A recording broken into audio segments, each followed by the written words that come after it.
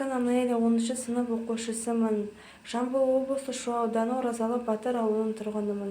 Видео туған өлке байқауында өз ауылымды таныстырмақшымын. Шышы тауға, қарашы кең далаңа, мәз боласың, ұқсайсың жас балаға.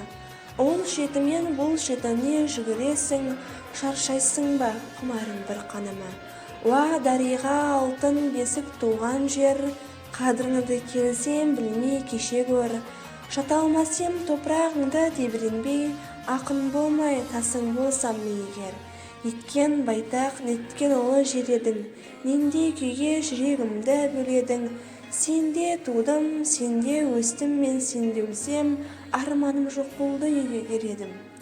Мен өзіңде байтақ едім, кең едім, қызыңды көріп еркін келемін. Сенде аямай бердің маған барыңды, мен де аямай барым саған беремін. Болдым ғашық туған дала мен саған, алыс жүрсем арманым сен аңсаған. Жақын жүрсем мен төріңде рахаттың, алтындың кеп өзің туған босаған. Сапарда